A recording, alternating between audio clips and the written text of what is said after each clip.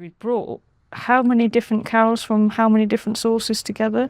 Over 40 carols. Over 40 carols from, now let's think about the places we got them from the Cornish Songbook. So there were, I think, 7 carols that were in Ralph Dunstan's Cornish Songbook that were provided to him by, I think, a Mr. Francis Dunstone, whose family were from Portlow. Yeah. So he provided Portlow manuscripts of these 7 carols. We looked in historic newspapers for examples of carol services or concerts and what had been sung in churches on the Roseland, and you found some interesting ones there, didn't you? Yeah, we found some accounts of carol services in Philly and in Gerrans parish, and where they had named the sort of carols that were sung there on those occasions. And that was around 1902, 1903, that kind of time. It was, and the really fun thing was that one of those concerts had taken place in the school at Philly, and the school at Philly is now no longer. It's now used as the village hall. But when I went round to speak to all of the parish councils, it turns out that Philly is so small that it doesn't have a parish council. It has a parish meeting, and the parish meeting meets once a year. But the upshot of that is that about, 75% of the population of the entire parish turns up for their annual parish meeting. So I went to speak to them and tell them about our project, and to tell them about the carol concert that had taken place in 1902 in their schoolroom. But of course, whilst I was doing that, we were actually meeting, and I was standing in the same room where that concert had taken place back in 1902.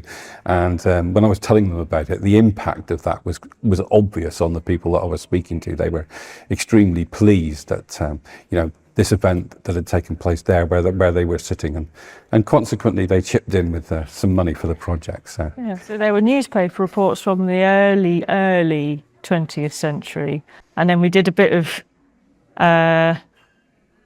detective work, because there was a list of 7 carols, and we thought, and they were all those ones sort of weren't ones that traditionally appeared in your Heath books, in your Cornish carol books, but we thought, well, wouldn't it be wonderful if we could find where all those had come from? And they sang something quite unusual, which is a carol called Softly the Night. And the only place in Cornwall I've ever also heard that sung was in Padstow. And because I started singing with the Padstow carols, I'd done some preliminary research into what they sing, and I found that Softly the Night was published in a book called The Empire Carol Book in about 1901 or 1902, and we have Christine Edwards to thank for helping us track down a likely publication date for this, and we'll talk more about Christine in a minute, I'm sure. But all of those 7 carols that were sung as part of this carol service appear in the Empire Carol Book, which was published in London by Pitman and Hart, which is a big music publisher. But it was quite fun sort of looking across and cross-checking, like, oh yeah, well, all those are all in here as well. And then when you look in I thought, well, I wonder if we can find any mentions of the Empire Carol Book in Cornwall. And looking in the British Newspaper Archive, this year, I'm pretty sure it was this year, in 1902 or 3, whichever the year of the service was, Hurd's Music Shop in Truro had advertised that they had the Empire Carol Book for sale alongside Heath's Cornish Carol Books. So that was a nice thing. It's like, right, well, this was definitely available in Cornwall at the time and being sold alongside local material. So that was a fun thing. So the 7 carols from, is it 7 from both? 7 from no, it was Dunstan? The 7 or so that we'd found from the newspapers and that. Through Kate's research, we were able to satisfy ourselves as pretty sure that the source for them had been the Empire Carol Book, because they were all in there, and as Kate says, they had been advertised in the local newspapers for sale. So being able to get back to a source that we could be confident of was a real great thing to be able to do. And there are some lovely carols in there. Softly the Night, I think Rolling Downwards is in there, and List Our Merry Carol, all sorts of lesser known carols that are wonderful to include in the Roseland Carol book.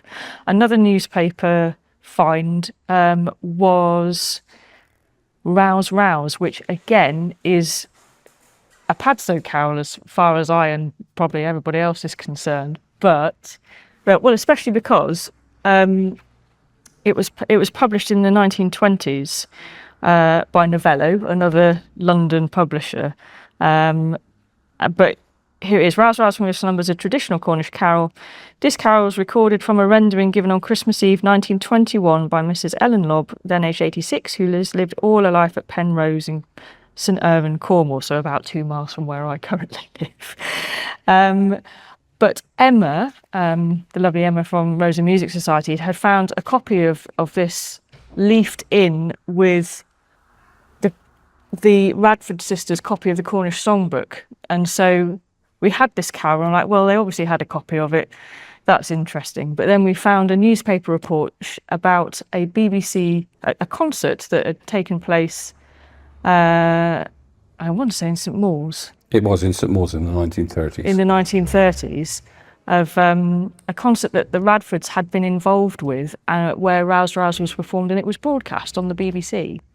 So again, we've found a Roseland connection for Rouse Rouse, which has meant that Rouse Rouse has ended up in the Roseland Carol book as well. What other sources have we got for? Well, we mentioned earlier that Tregony regards itself as the gateway to the Roseland, but one of the other reasons to include them in the project was that there's a book published by or written by a guy called Benjamin Barnacle called Old Cornish Carols, and that was published in 1927, and it includes manuscripts from his grandfather Francis Woolcock of Tregony. And so this provided us with a source for quite a number of other carols that we've used quite extensively in the project. Yeah, I think there's altogether, I want to say, 12 carols in this book. And they're taken from a manuscript, as Nev says, that belonged to the grandfather Francis Woolcock, who was born in Tregony in 1810 and died in Tregony in 1888. And he writes in the preface, the manuscripts are only a part of my late grandfather's extensive collection of old music. I often heard my grandfather speak of them as tunes and pieces sung and played in the days of Wesley. And there's quite an interesting story here where those manuscripts seem to have ended up in Lancashire and then come home from there. Like, he thinks that the carols were practised from manuscript in Lancashire and sung at Christmastide by choirs, mostly descendants of Cornishmen who 60 or 70 years ago migrated north as pioneers in the iron ore mining industry. They introduced the carols to the northern counties. Now, I'm sure Sheffield would say they've got their very... It's not just Cornish carols that have gone up to make the Sheffield and the northern traditions, but it's a fascinating story, and the 12 that are in this book, some of them are actually very old. I think they're probably the oldest pieces that we managed to uncover. Some of them date from the really early 19th century, and have come to Cornwall from elsewhere and been, evidently painstakingly copied down into this handwritten manuscript, which it would be wonderful to uncover one day. I don't know if we ever will find it. If Francis Woolcock's manuscript still exists anywhere, you can but hope. So we had these 12 to include, even though they're at a slight distance from the Roseland. They're close enough, and the fact that this book has never been republished, it seemed important to put these carols back into circulation. So it's 100 years, or nearly 100 years since this book has been printed. So a lot of the remainder of the carols sort of came from miscellaneous sources, sort of seeped out of the woodwork, as I was saying, during the research.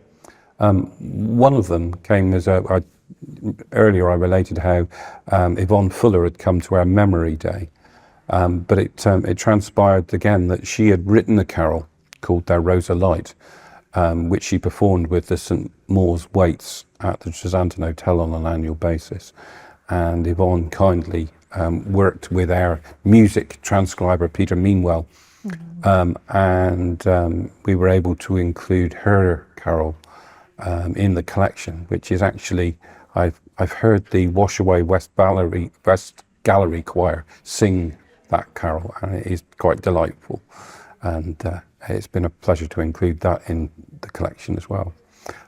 Some other carols came to us through memories of people, significantly Christine Edwards from Verrion Parish, who became a collaborator in the project with us, became our proofreader for the music. Excellent proofreader. Which was a lot of work and very useful job. But also, Christine has a personal collection of manuscripts that she's collected from various chapels and whatever, and has personal memories of aunts who played the organ at various chapels and churches. And there were some of the manuscripts that she had and personal memories of some carols and that being sung in the Verrion parish that we were able to incorporate.